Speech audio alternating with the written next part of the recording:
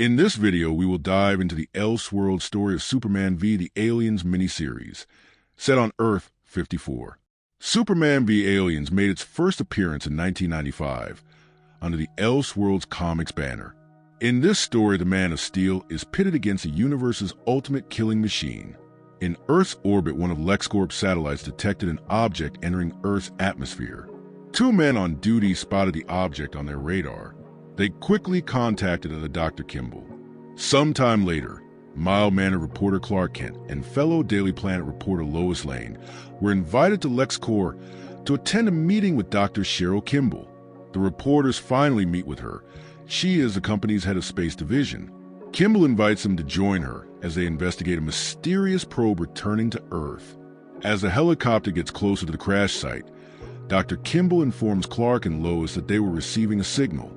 To Clark's surprise, the transmission was in Kryptonian, the language of his dead world. Desperate to get to the probe as quickly as possible, Clark uses his heat vision powers to cause a malfunction to the helicopter. The pilot had no choice but to land. As the helicopter was being checked for damage, Clark used the opportunity to change into his Superman costume and takes to the skies. Superman dives into the ocean and finds the probe. He brings it to the surface and places it on a LexCorp salvage ship. As Superman inspects the probe, he finds Kryptonian writings and feels an unexplained urge to touch the probe. He places his hands on the probe, but his mind is flooded with information about Krypton and the city of Argo. However, the power supply from the probe dies out before it could complete its message. Dr. Kimball demands Superman to tell her what the message was. He explains to her that it was a distress signal and that the people of Argo need help. Kimball offers to help using the resources from LexCorp, but Superman tells her that only he will go. Aboard the LexCorp space station, Superman is given a spacecraft that will take him to Argo City's location. Dr. Kimball and Lois Lane offers to go with Superman. Lois plans to use this opportunity to write the story of the century, but Superman declines their offers. He feels that he needs to do this mission alone. Lois could do nothing but wish Superman the best of luck and hopes he finds what he is looking for. As Superman piloted the craft through the darkness of space, the further he moved away from Earth's sun, his powers start to slowly fade away. He finally reaches the city of Argo. The city is encased by a protective dome. Superman lands a craft as close as he can to the city. He then starts to search the city using what powers he had left. The city was cold, quiet, and lifeless. Superman was able to locate a small group of survivors to make sure that they got medical treatment. He places them in his spacecraft and sends it back to Earth. However, Superman decided to remain behind, still looking for answers. Superman continues to investigate.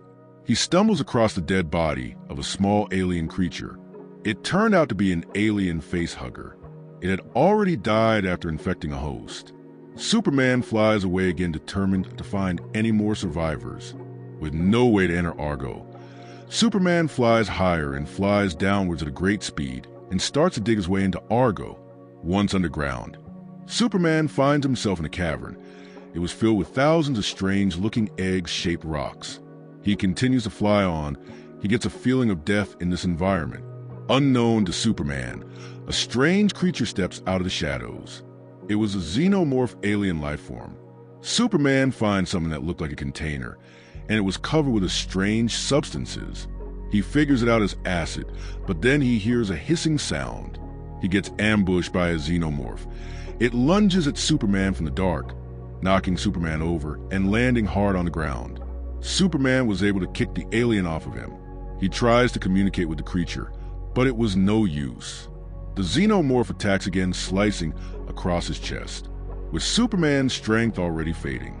Fighting the xenomorph proves to be a challenge. He battles hard against it. Superman holds open his mouth, but was caught by surprise from an attack from its second mouth. It hits him in his forehead. Superman quickly responds by punching the creature so hard that it starts to bleed its acid blood all over Superman's face and even his eyes. Blinded by the acid, both combatants battle it out. The xenomorph grabs Superman and slams him against the wall. Just before the creature could finish him off, someone intervenes. A young woman appeared holding a flamethrower. She fires a stream of flames at the xenomorph. burning it to death. She leads Superman to safety and attends to his injuries. She explains to him that the probe with the distress signal was launched years ago. He tells her that his name is Kal, and she responded by telling him that her name is Kara. Meanwhile, in space, the ship that was carrying survivors, one of the passengers started to experience chest pains. Then his chest exploded with small xenomorphs hissing. Kara guides Superman through the underground sewers. She takes him to a medical bay and gives him medication that would cure his eyes. Kara explains to Superman of what happened to Argo. She mentions that years ago Argo City was facing a crisis. Their power and food supplies were running low. Even with a distress call, they waited a long time for any ship to arrive. Then one day, as hope returned to people, a cargo vessel crash landed on Argo. A scout team was sent to the ship to look for survivors and supplies, but the crew were dead before the crash, and they found a cryo unit with a xenomorph queen frozen inside. Believing the queen to be dead, she was left frozen. As time went on, someone entered the ship and turned off the cryo unit to see if they could get anything from the corpse, but the queen was still alive as well as her eggs. And that's what led to Xenomorphs taking over Argo. With his sight returning, Kara is surprised to see him floating in midair. He tells her that since he is away from Earth's sun, he is still not at full strength. He also believes that Kara isn't the only survivor. Kara tells him that there's a small handful of people left. Superman asks Kara, how did the aliens become a threat so quickly? She then explains about how the aliens reproduce by using the facehuggers to impregnate a host, and later the embryo would burst out body in a gruesome way. Superman remembers seeing a facehugger near the location where he found the survivors that he sent back to Earth. Then it hits him that they could also have been infected and were on a course back to Earth. Superman starts running around the city, looking for a ship, and with Kara following right behind him, realizing that he had sent 3 victims back to Earth that could be carrying xenomorphs inside their bodies. Kara tells him that there aren't any ships, and if there were, they would have left years ago. But with Superman in a panic, tells Kara that once the ship gets back to Earth, they were supposed to send it back to him. But if the xenomorphs are born once they arrive, the ship won't be sent back. Just then they hear gunshots. Kara believes that it was the last of the survivors, defending their last safe haven, known as the box. But there was worse news to come. It was about an hour away if they run. Summoning every bit of energy he had left, he picks up Kara and flies over the city to reach the box. As they arrive at the box, they witness the survivors fighting the horde of xenomorphs. Kara tells Superman to grab a gun and start fighting. He was shocked at the idea of taking a life, but confronted with the idea, he found a gun and he was ready to fight with survivors. But he throws the gun away, stating that he couldn't bring himself to kill. Suddenly, a xenomorph appeared behind Superman. He then throws himself at the creature. He remembers that the xenomorphs are weak against fire. He was able to use his heat vision at the alien, injuring it. He calls for help, but sees that a xenomorph has captured Kara. Without thinking, Superman charges into the xenomorph, freeing Kara. Superman battles on with the xenomorph. It grabbed his head and started to crush Superman's head. The xenomorph used its tail to grab Kara. It slowly started to crush her body, causing her to lose her breath. Using his super strength, Superman grabs its tail and rips it in half. The xenomorph was defeated. Superman mentioned that he had beaten it without killing it, but Kara reminded him that it was just one alien out of thousands. As the fighting continues, Superman and Kara make their last stand. Superman spots a belt full of grenades. He throws it in the air, with Kara shooting at it, causing it to explode and killing as many xenomorphs in the area. With more xenomorphs approaching, Superman tells Kara to gather as many survivors as she can. He plans to fly them out of the area. Once together, Superman grabs who he can and flies to the top of a building. The other survivors sadly died from his injuries. Kara breaks down and cries, believing that she is the last of her people. Superman tells Kara that they need to keep moving, but refuses to move as she was too tired to go on. All she wanted to do was sleep. Clark tells her to sleep while he stands watch. He makes his way to a taller building and tries to use his other vision powers. He spots the horde of xenomorphs from a great distance. Without warning, The Xenomorphs crack the dome around the city and cause a fuel line to explode.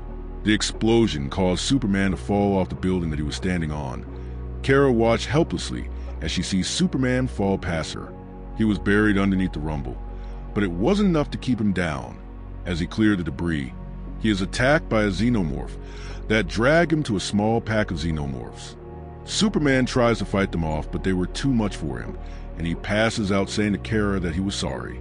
Superman awakens, but finds himself cocooned against a wall, surrounded by eggs, and worst of all, he is in the presence of the Queen Xenomorph. One of the eggs opens. Superman struggles to get himself free, but the facehugger wraps itself around his face.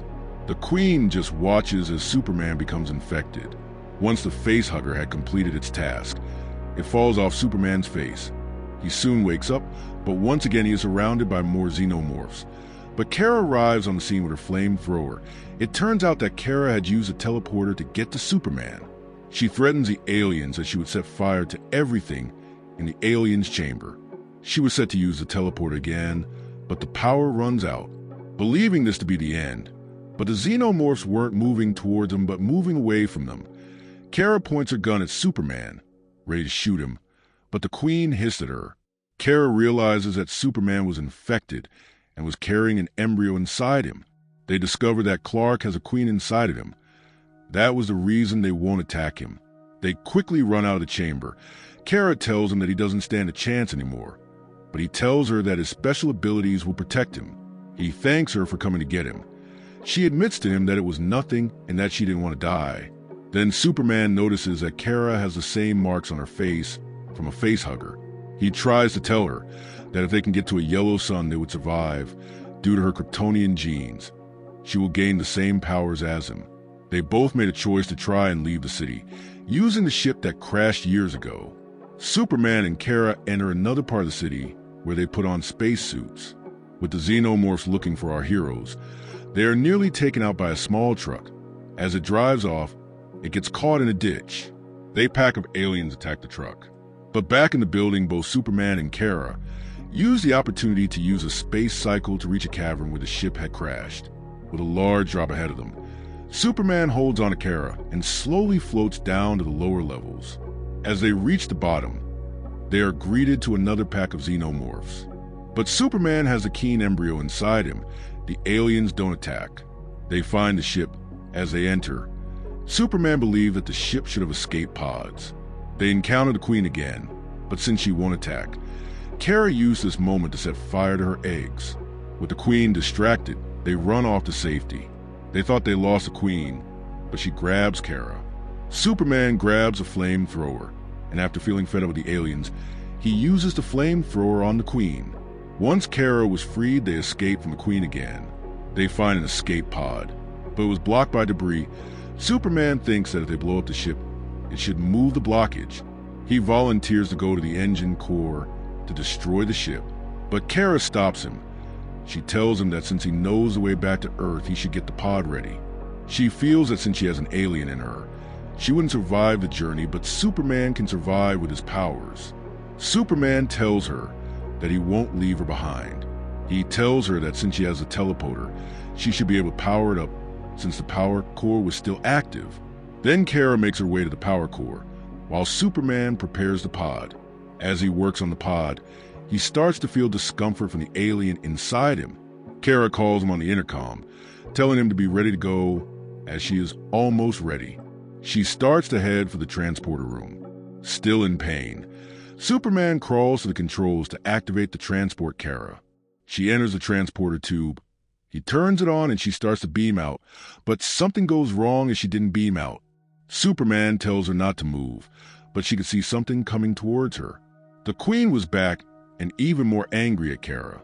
She was after revenge against Kara for destroying her eggs. The Queen destroys the tube and chases Kara. On the ground in extreme pain, Superman can feel the pod getting ready to launch. Then without warning, the ship explodes, which launched the pod into space. In shock, Superman screams out for Kara. He couldn't keep her promise to save her. But now as the pod is traveling in hyperspace, the Xenomorph inside him tries to burst through his chest.